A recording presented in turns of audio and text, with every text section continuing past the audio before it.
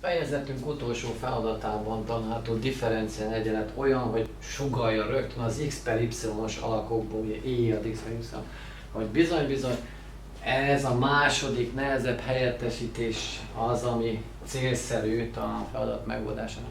Tessék otthon megpróbálni. Mi most egy más ötletet használunk, amit az előző feladatnál nagyjából említettünk, hogy ugye változók cseréjével vissza tudjuk vezetni a feladatot olyanra, ami jobban ismert. Na itt is azt fogjuk csinálni, hogy tulajdonképpen az x és az y betűket föl fogjuk cserélni. Jó? Hát először is az y veszőt, ugye felül úgy, hogy dy per dx formálisan átszorzok vele, tehát 2 e ad x per y, 1 mínusz x per y dy plusz 2 e ad x per y plusz 1 dx egyenlő 0 egyenletem van, és x helyére az y helyére pedig az x fog kerülni, azaz 2 e ad y per x, 1 mínusz y per x dx meg kétszer e ad y per x plusz 1 per dy egyenlő nullát, és akkor most formálisan dx-en átoztok, és akkor ugye egy olyan differenciál egyenletet látunk, amely már sokkal szimpatikusabb számunkra, hiszen ugye y per x-eket látunk, és persze y vesző van benne, tehát akkor y a függvény, ami az x-nek a függvénye, és ugye az u egyenlő y per x helyettesítéssel szétválasztatóra valószínűleg vissza tudjuk vezetni, hát jól látható, hogy ténylegesen y per x függvénye szerepel itt végig, ugye a kifejezésben, tehát működni fog. Hát akkor először is haladjunk, tehát akkor y egyenlő u x, y vesző egyenlő u vesző x plusz u lesz a helyettesítés. Jó, hát akkor ezt végezzük is el.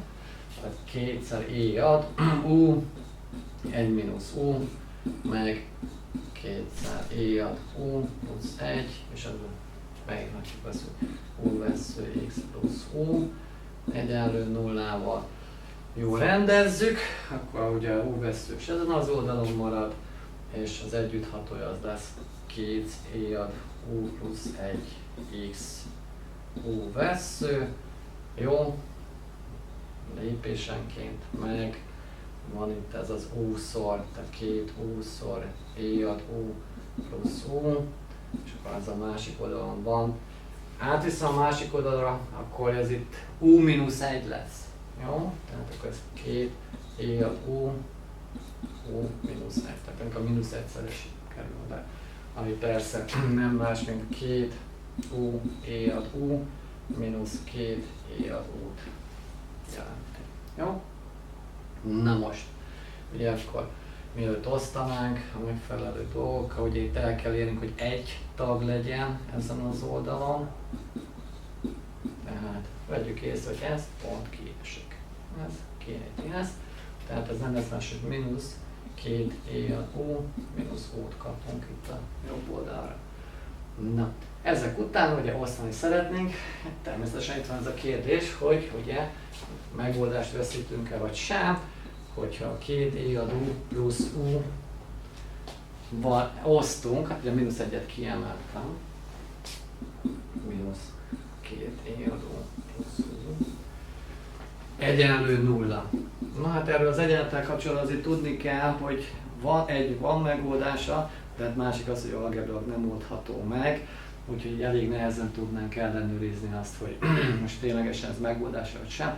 Reménykedünk abban, hogy az általános megoldásban ezt be tudjuk majd vonni, és akkor, mert itt azért kérdőjel van azt illetően, hogy most itt ez megoldása a differenciálnak vagy sem. Később látni fogjuk, hogy igen, de az még most eddig nem derült ki. No, tehát szétválasztható, szét tudom választani, tehát ez 2 e ad u plusz 1 per 2 e ad u plusz u vesző egyenlő mínusz, ugye 1 per x-et kapok. Jó? Hát ugye az u az pontosan az U vessző az du per dx, akkor bal oldalon ugye U szerint, jobb oldalon x szerint kell integrálnunk. Na és hogy ki is férjek valahová, hát nem tudom, sok mindent meg kéne tartanunk. Túl egyenlő y per x-szel, és akkor ezt is vitellem, ezt is oldani. Túl hosszú. Nézzük az integrát. 2 e ad u plusz 1 per 2 e ad u plusz u vessző egyenlő u vessző. Persze, ha integrálnak, az már du, és akkor mínusz integrál 1 per x dx-ünk van. Jó? Na most itt ugye elég csúnya függvények vannak, de hányadós függvény, hát reményeink szerint meg tudjuk oldani, hogy ha mondják, ez az integrál a problémás, hát a jobb oldalon nyilván nincs. Ezt meg tudjuk oldani abban az esetben, hogyha a nevezőnek ugye 2u, kétszer e ad u plusz u-nak a deriváltja a számszorosa a számlálónak, hát ugye ennek deriváltja kétszer e ad u plusz 1. Nagyon jó, ez pont számszorosa, pont egyszerese. Tehát akkor itt a z-t használva, akkor ez azt jelenti,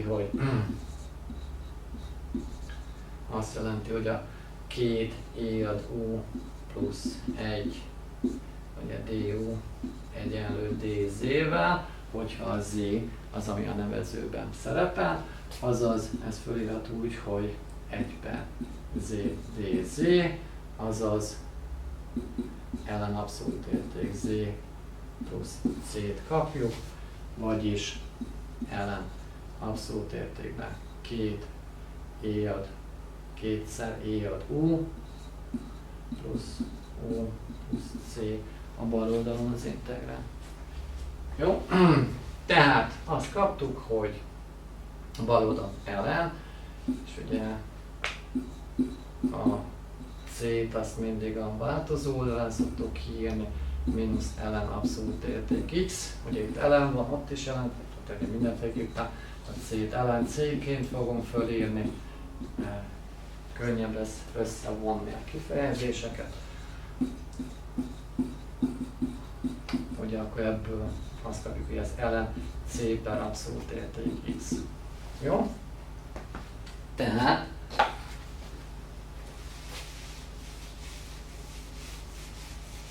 mind a két oldalon egy-egy ellent alakítottunk ki, és akkor ez az azt jelenti, hogy elhagyhatjuk, annak kell teljesülnie, hogy ez itt c per abszolút érték x-el egyenlő, és a c az csak pozitív volt eddig, ha a c lett negatív is, illetve ha c lehet nulla, akkor ugye pont megkapjuk azt, ami kérdéses volt, hogy ugyan ez az egyenlő nulla megoldás addig járnak vagy sem.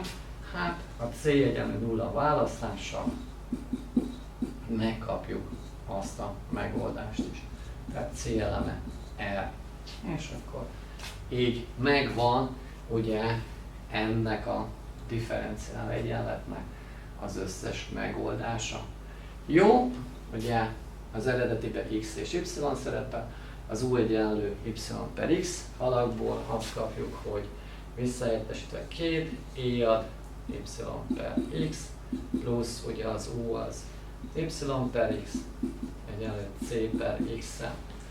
Legyen tört, ezért x-en én most beszorzok, megkötelező persze, 2x-szel e ad y per x plusz y egyenlő c implicit alakot kapom, amiből persze nem tudom megoldani az y-ra, de vigyázzunk, ugye akkor most ezzel csak ez a differenciál egyenlet van meg nekünk, ez az eredetit megkapjuk, visszatranszformáljuk ott az egészet, tehát mindent letörlünk, akkor meg az eredeti egyenlet megoldását megkapjuk, hogyha ugye megcsinálom a betűket, 2y e ad x per y plusz x egyenlő c-vel.